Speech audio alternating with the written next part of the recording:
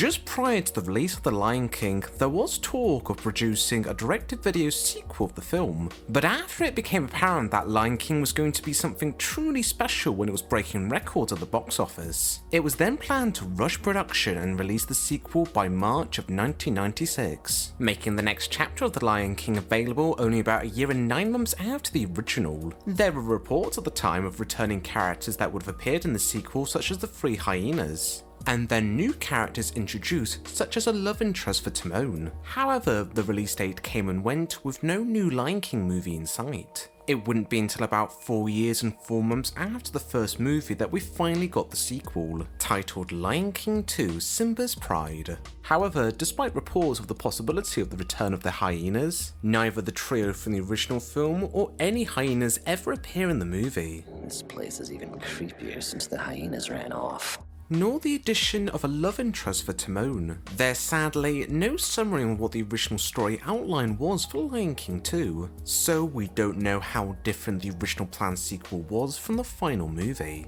Upon release, it wasn't the most critically well appraised film, being viewed in the same regard as the other direct-to-video sequels of the time. But gradually over the years, the film has been seen more sentimental than any of the other direct-to-video sequels from Disney. In fact, some consider it to be the very best of the batch, with those who grew up watching the movie considering it to be as superb as the original movie. Many years ago, the work print of the movie was circulating in private circles on the internet. A work print being a work in progress of a movie, often featuring incomplete editing and effects, or in our case featuring rare and exclusive deleted scenes that may have never been featured anywhere else. Disney has never officially released any of the Lion King 2 deleted scenes, and if it wasn't for this leak, we wouldn't have access to the ones we've currently got. Now, given the circumstances that these work prints circulate in, unless you knew where to look or had the right connections, they would often be extremely difficult to obtain for the common person. But today, most of the Disney ones aren't too hard to find.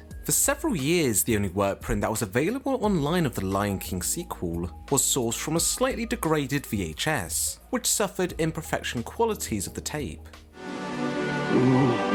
There is trouble in the Pride Lands. There is another cop?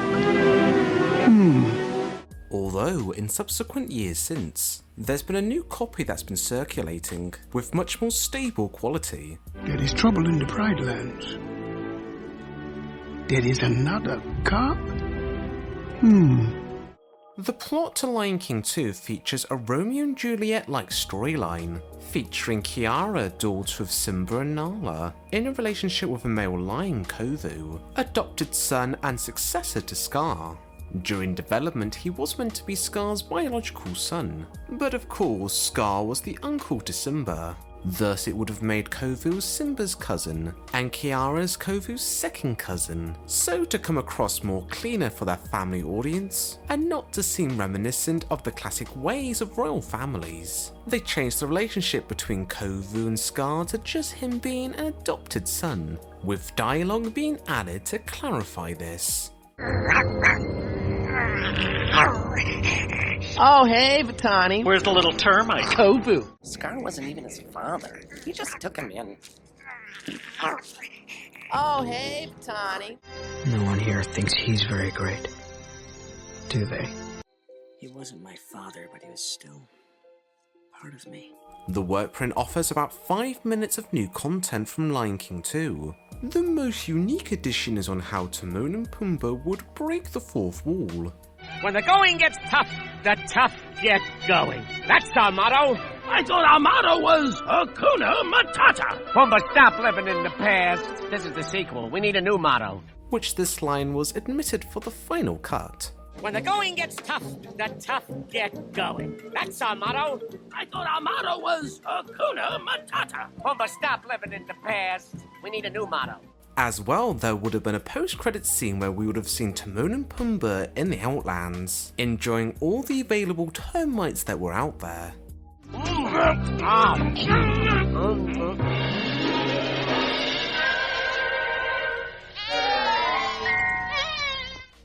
easily the most fascinating out of all the cut content was this rather dark deleted scene. It's where Kiara trying to reach and save Zira's life. Zira refuses her help, letting go, ultimately committing suicide. While sadly the work print version, the scene is in a rather rough state. A YouTube user by the name of Tween Animation ambitiously tried to clean up the leaked content to show on how it may have been featured in the final cut. However, looking at behind the scenes footage of recording sessions with the actors, it appears that there was even more cut content. For example, Mufasa does return in the sequel, but only in the capacity of a rather small cameo in the beginning, middle and end. But it's apparent by the behind the scenes material that the voice actor James Earl Jones did record more additional material with Mufasa that was not featured for the final cut. You have let your family break apart, and in doing so, you have broken the circle of life. Since none of it is featured in the work print, this may have been cut out very early on in development. Who knows if we will get to see any more cut content from The Lion King 2.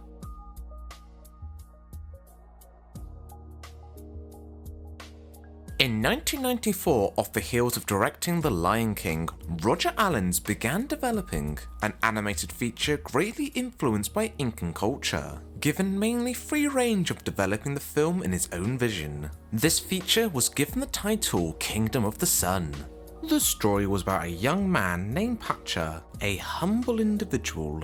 18 years of age and is a llama herder, he meets another young man of a similar age, the Emperor Manco, who is a little bit arrogant. He has everything he needs, but with politics comes a huge weight of responsibility of overlooking everything, thus he has no freedom. They both look exactly identical, thus for a little bit of fun, they decide to switch roles, to get a flavour to see on what each other's lives are like. In his new position, Pacha meets Nina, Manco's fiancée, and she begins falling for Pacha. However, when sorceress Yzma finds out about the switcheroo between the two boys, she uses her powers to turn Pacha into a llama. Now taking over the throne, she plans to use the sun to make herself youthful once more. Now Manco, with a new perspective on life, teams up with Nina and Pacho to dethrone Yzma. Development of the story went on for 4 years and about a quarter of the animation was completed. However, things began going downhill for when the executives didn't like the work in progress and demanded that they started again from scratch, and doing all of this within the same time crunch of the release schedule, meaning that the crew were not given added time. Because of this, Roger Allens resigned from the project, with new director Mark Dindal homing the wheel and developing a new storyline. The final result was The Emperor's New Groove. Instead of being a dramatic Disney musical, it was an upbeat buddy comedy. A documentary named The Sweet Box was made, documenting the troubled production. However, it was never officially released, but did find its way online in 2012, showing off some small snippets of Kingdom of the Sun. In terms in an official capacity, Disney included 2 songs from Kingdom of the Sun on the official Emperor's New Groove soundtrack, but the corporation hasn't given any other acknowledgement of this original version of the Emperor's New Groove.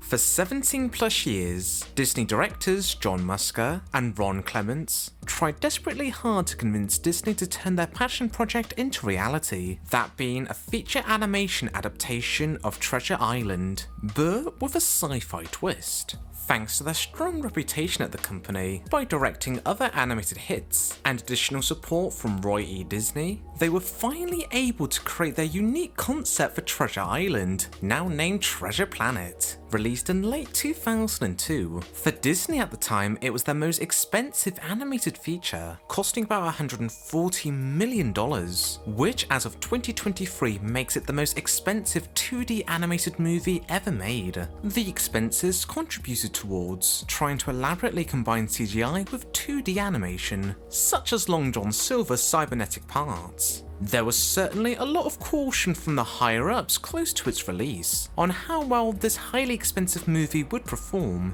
if the film was successful. Ideally, they wanted to turn Treasure Planet into a multi-medium franchise. The plan was to make a direct-to-home media sequel, and then afterwards was to follow it up with a television series, quite similar to Disney's Aladdin, that was released a decade prior. The pre-production work on the sequel started up while Treasure Planet was in its post-production stage, during its last 8 to 9 months in development. In the film, Jim Hawkins would have attended the Royal Interstellar Academy, where his former adventurers, Captain Amelia and Dr. Delbert, both of them being his superiors. Also at the Academy, construction has just finished on a new space vessel called the Centurion, being designed by Dr. Delbert, said to be the fastest ship in the galaxy. This draws the attention of some rogue pirates, led by Ironbeard, where even though he's meant to be a cyborg, he is far more machine than anything living now. He would have been voiced by Spider-Man's greatest foe, Willem Dafoe. The pirates are able to successfully hijack the Centurion.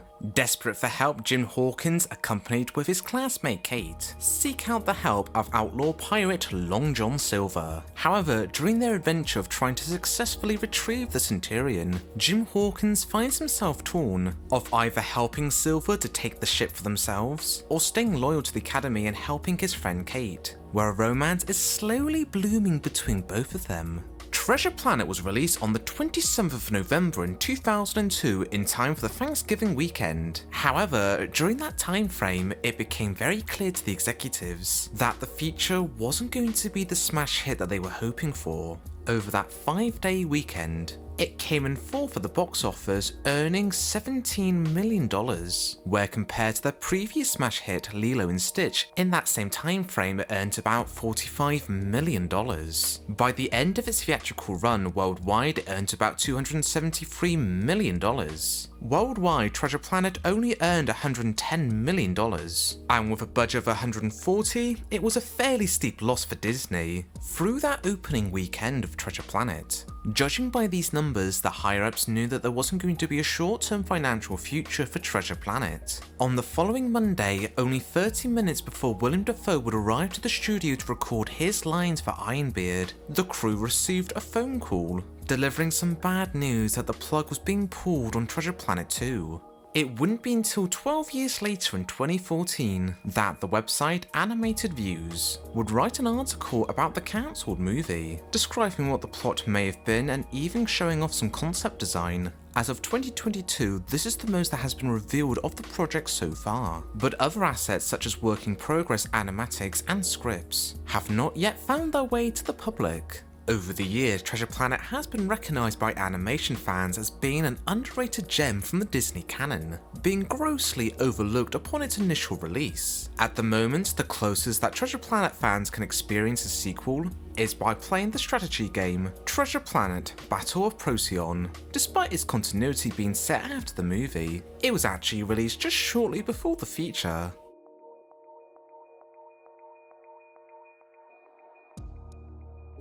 Monster Inc. may have been the fourth movie that Pixar had ever made, but it was the first one not to be directed by John Lasseter, who helmed the wheel on the 3 previous entries. The directing duties would be handed over to Pete Docter, having to lead a separate unit within the Pixar premises, as it was planned to have separate groups at Pixar that could simultaneously work on upcoming animated features that would increase the output of the company. As for any new director, Pete Docter got very ambitious and was determined to break the conventional mold, such as having the main monster characters looking completely distinct. He didn't want them to appear like fanciful creatures that may look like men in suits, but rather fully utilise the unlimited possibility of animation. Hence why in the early designs Mike had no arms and Sully had tentacles, although eventually the team realised that having the conventional anthropomorphic 2 arms and 2 legs actually provided better range for acting and posing for the animation, as the original designs were more so limited in comparison, hindering the animators' acting. The design on Sully was already a huge challenge, As being a hairy monster, the technical team had to work around on how they were going to move and manipulate every single individual hair, which while yes there was CGI hair before in Pixar movies, but nothing as complex as Sully's coat. Sully's the only monster in the film with extremely shabby hair, but even so the team were only able to create so many extra monsters that when you watch the sushi restaurant scene, nearly all the monsters are the same ones you see on the scare floor, so I suppose it was a company night out. The team additionally reused the same extra animation models throughout the film, giving them amusing prosthetics to make them seem like different characters.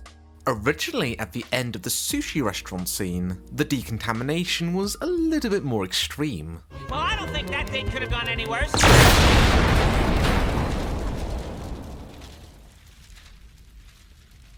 Just about 60 days before the movie was scheduled to be released, the unfortunate real-world events of 9/11 had taken place. So to seem a little less tasteless with the explosion, it was replaced with a plasma ball instead. This version of the scene wouldn't be shown not until the Blu-ray release of the film, as it was edited in the 20-minute documentary Filmmakers Roundtable, as it features the director Pete Docter and co-director Lee Unkrich, producer Darla K. Anderson, and story supervisor Bob Peterson coming together and having a nice little chat about their time making the film. They revealed during their conversation that they had much more elaborate set pieces planned for when Mike and Sully were stuck in the Himalayas, such as the two monsters fighting down a rough terrain of a mountain, although the technicians had to intervene, telling the crew on what they had in mind wasn't exactly achievable, so the fight was heavily simplified down for the final animation. Although one action-packed moment that ever so nearly did get animated was that when Mike and Sully head off to the abominable snowman's cave,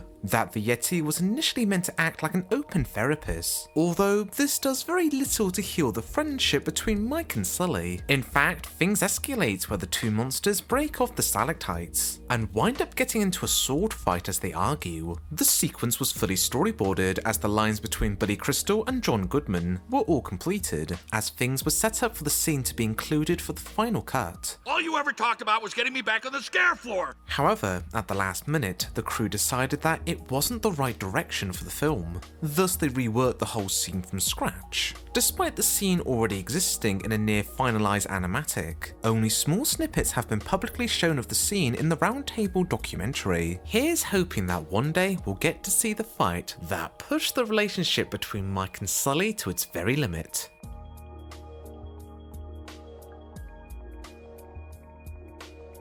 Just shy of nearly 2 decades, The Lion King was not only the most successful feature in the Disney animated canon, but was also the highest grossing animated movie ever made until Frozen was released in 2013. Over its subsequent re-releases, Lion King earned just shy of $1 billion at the box office. When it became clear to Disney that Lion King was going to be something truly special on its original theatrical release, Michael Eisner immediately put forward for the animation division to create a new animal movie. After seeing that there were none in the upcoming pipeline, he made the recommendation that the feature should perhaps be set in North America, and just as Africa's Lion King starred the top predator of the continent, this proposed animal movie with an American backdrop would do the same vice versa, with the top predator of the continent being a bear. As well as the plot for Lion King was loosely inspired of the Shakespearean storyline Hamlet. Additionally, the bear movie would have loosely followed the story King Lear, about 3 sisters and their old blind dad. It was given the working title of Timber. In 1997, Aaron Blake got on board as director. He was a superb artist to come on board for the project, as he specialised in wildlife artwork and animating animals, so he was able to clearly illustrate on how the film should look. As well, he completely reinvented the story as he wasn't too keen on the film's current plot. He explored a wide range of bear stories from around the world, and finally gained inspiration of an ancient Native American legend that was about people transforming into animals. In '98, a 2-page treatment of the new story outline was written up, about a relationship between a human son and his father, where during the course of the story the son is transformed into a bear and by the end decides to remain as a bear. The son went under the wing of an older grizzly bear who showed him a new lease of life. Internally, the crew didn't have much faith with the story that was developing, although the brotherly relationship between the two bears was one of the very few things that internally the crew felt like that was heading in the right direction. Draken Phoenix played the main character of the film, Kenine, and his older adopted brother was going to be voiced by Mark and Clyde Duncan. The actor's personality very much reflected Grizz's, as he was a big but gentle giant. Although, gradually over time, there was a little bit of friction between the story team and the directors, debating that perhaps Grizz wasn't the right type of character for the narrative. While Grizz was sweet, Michael Eisner said that the bear needed to be lovable really, and it wasn't really going to come across with this great big older bear. Eventually, the director Aaron Blake and co-director Robert Walker realised that they were the only ones really fighting for the story direction with Grizz. So Kenai would instead have a younger brother for his journey, named Coda, played by Jeremy Suarez, who was 13 at the time of the movie's release. Although the directors still loved Duncan's performance so much that they created a supporting character for him to play, a bear named Tug who's in charge of the salmon run.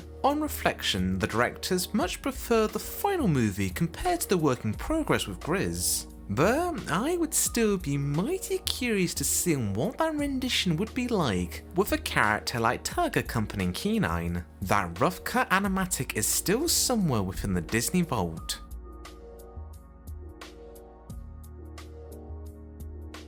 Mark Gabriel worked his way up through the Disney ranks, beginning as an in-between animator on Fox and the Hound, a lead designer on The Great Mouse Detective, and a directing animator on Oliver and Company. But perhaps his greatest achievement at the company was successfully pitching and directing the 1995 feature animated movie Pocahontas. The pitch was immensely simple. He presented a mock-up poster which reused an image of Tiger Lily from Peter Pan, as he wasn't too skilled into drawing women. As for his description, he summarised the whole plot in a sentence: that it was about an Indian princess who fell in love with a European settler and found herself torn between two worlds. Michael Eisner, who was present during the pitch meeting, was actually looking for a Romeo and Juliet type of project, and this proposed Pocahontas movie seemed like the ideal thing he was looking for. Thus, he was fully engaged and greenlit the concept, and immediately the movie went into production the following day. On reflection, Gabriel said in a 2012 interview, "If you can break down an idea for your film in one sentence, then it's a good sign." But before he came up with the idea of Pocahontas, Mike Gabriel had another pet project idea for an animated film that he had for quite some time. Set in the old American West, the title was Sweating Bullets. The story featured a naive, timid little child arriving to a ghost town, where he confronts an evil spirit of a cattle rustler named Slim, which he is far from that. His scheme is to lead cattle herds off a cliff edge to their death. This is to act as revenge, as while he was alive, he was trampled during his final moments of living. The tone and style of the story would have been reminiscent of the Kipling novel Captains Courageous with a western skin. After writing a 40-page treatment, the movie swiftly got into production, with Gabriel leading the project, just coming straight off working on Pocahontas. Gradually, the story slowly changed, with the main character being a young bull named Bullet, who had aspirations of being a herder, rattling in cattle. Reportedly, this version of the film had many comedic scenes, which were gradually removed as they were deemed to be way too cheesy. Development would go on for 5 years until the year 2000. There was a change of leadership with production, which led to Mark Gabriel to resign from the project. He reflected in a 2005 interview, "It was a learning experience, I'll say that. I'm a different director now. I learned that you have to believe in the movie that's evolving, but it's also your duty to protect it from being changed to ruin. Because if it gets ruined and it's a flop at the box office, you're always the one that gets blamed." He took a break from the company for 3 months. And when he returned, he got the opportunity to direct a segment from the now cancelled film Fantasia 2006. The piece he directed was called Lorenzo. The new directors for the Disney Western film was Will Finn and John Sanford. The final movie came out in 2004 titled Home on the Range, which as of 2023 is the last 2D animated feature by Disney to garner a theatrical release that's neither a princess film or a sequel storyline. In comparison to Sweating Bullets and Home on the Range, the only thing that was retained left from Gabriel's original storyline was the villain Alimina Slim, where instead of killing cattle, he steals them to resell for profit. The new plot now revolves around 3 cows named Maggie, Mrs. Cowaway, and Grace, who have to save their farm from closing down. They find out that there's a bounty on a crook named Cook Slim, where it just so happens that the reward money is exactly the same amount that they need to save the farm. Thus they head out to the wild terrain to hunt down Slim.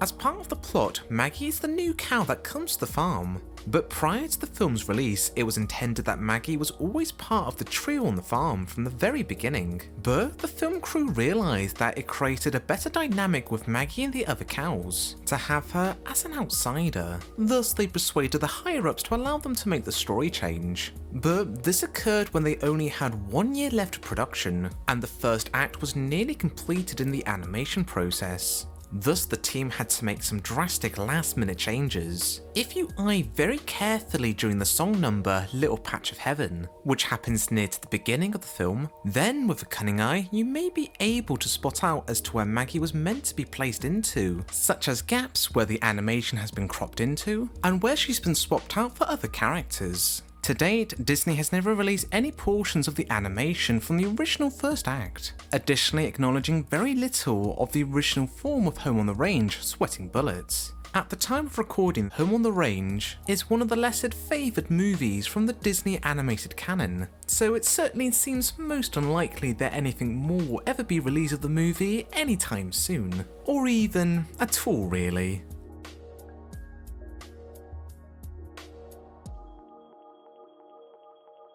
Chicken Little was Walt Disney Animation's first CGI film that was made internally at the company. They did produce a hybrid CGI film in 2000 called Dinosaur, utilising live-action backgrounds to create the world that the CGI characters would inhabit in. Chicken Little, on the other hand, was going to be fully CGI, background and characters and all. The original story outline was going to be about a little girl named Chicken Little, who's got a wee bit of an overactive imagination, who's constantly thinking about the worst case scenario.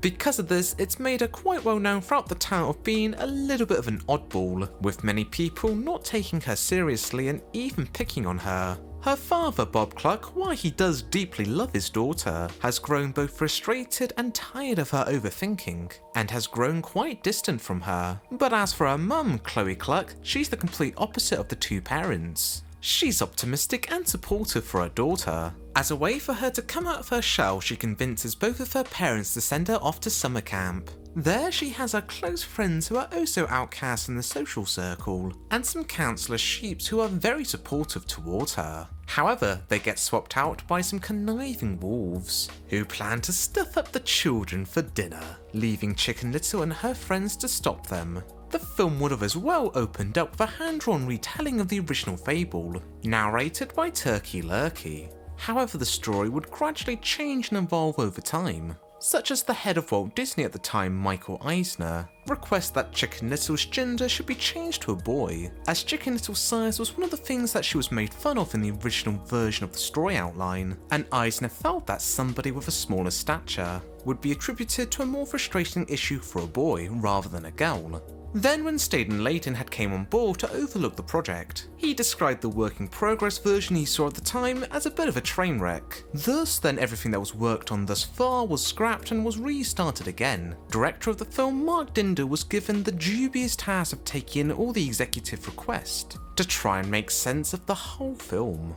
The final film had little to no story beats of the original fable, adopting a completely different storyline that involves aliens, with both the fable and the Disney movie sharing some character names like Chicken Little and Foxy Loxy.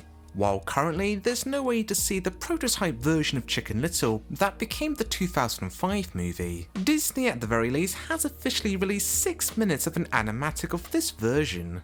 Interestingly, the teaser that was released for the movie was actually a partially complete deleted scene.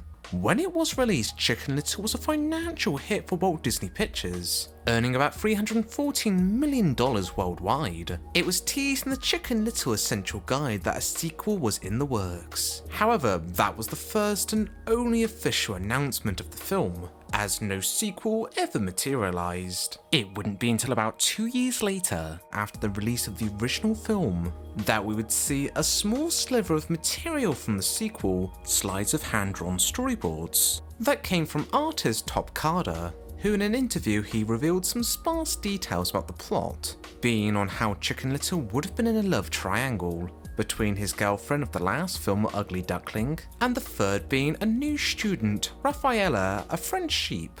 To combat this, Ugly Duckling, also known as Abby, puts on a new makeover to win the affections back of Chicken Little. While Chicken Little isn't amongst one of the most critically appraised of the Disney animated canon, from an inside story of Top Carter, the screening of the work in progress from Chicken Little 2 was actually going immensely well amongst the executives, with apparently considerations to up the budget of the production. However, after comparison sales with other Disney properties, some higher-ups concluded that Chicken Little wouldn't have had a wide enough market for a sequel, thus production came to a halt. And aside from that interview, not much more information has come forward of what the sequel would have included. It was briefly circulated that the title of the film would have been Chicken Little 2 Mission to Mars, but it turned out that the Mars title came from fan artwork that reused the text from the Mission to Mars movie from the year 2000. From what information we currently have available, there's no mention that the movie would have featured aliens, or anything intergalactic.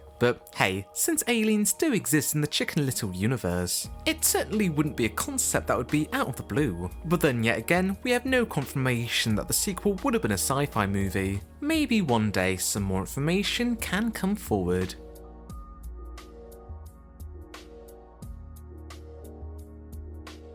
American Dog was a cancelled Disney animated feature that would have been released around about 2008. The film would have been about a dog named Henry, who was a trained canine for movie projects, although he very much believed that the movie set was reality, and that when they were done filming for the day, they would put Henry in a dark room. In his mind, his life was very much put on pause, just eagerly anticipating for the narrative to continue forward.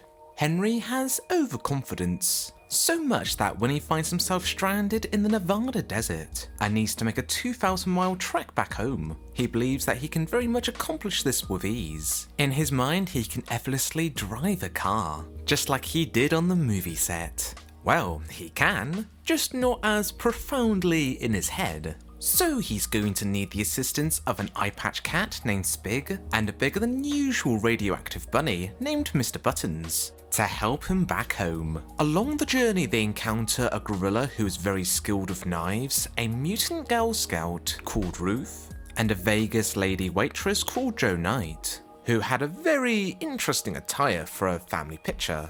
Director of the film was Chris Sanders, who had previously directed Lilo and Stitch. However, when executives looked at American Dog, they weren't overly satisfied with it, and when Sanders was unable to compromise his vision, he quit the project and moved on to DreamWorks to work on How to Train Your Dragon franchise, and American Dog would eventuate to become Bolt instead, with again in subsequent years since Disney giving very little acknowledgement over the original vision.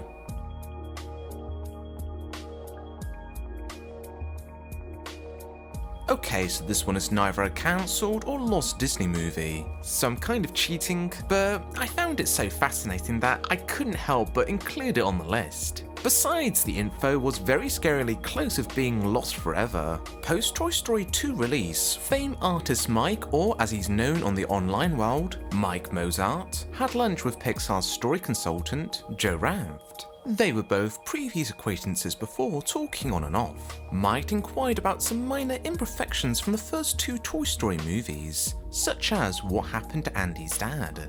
Joe then went on to answer not only his inquiries, but then went on to explain the whole backstory of Andy's family, so elaborately explained that it could virtually be a Toy Story prequel. Andy's father, who actually had the same name, Andy Sr., came from a relatively poor family. He was frequently bullied and picked on by Owl, who was a spoiled, rotten kid from a rich family, where when he inherited his father's fortunes, he spent it all on collecting Woody's Roundup merch, but there was one that he couldn't get his hands on. A Sheriff Woody doll. The Woody toy, as we know from the films, is actually a prototype toy, and the dolls were never put into mass production, truly making Woody one of a kind. Andy's dad is just lucky enough to get the Sheriff Woody doll, and writes his name under his boot. He puts him alongside two of his other toys, Slinky Dog and Mr. Potato Head. However, Andy Sr. as a kid came down with polio, and sadly the disease came back in his adulthood, fatally. On his deathbed, he gives his son, Andy Jr., his childhood toys. And this is not a fan fiction, by the way. This is not fan fiction. This is from the original writer of Toy Story. One of the original writers that died in a car accident. And as far as I know, he did not tell anyone else. I've never seen anyone at Pixar ever say that they knew this story.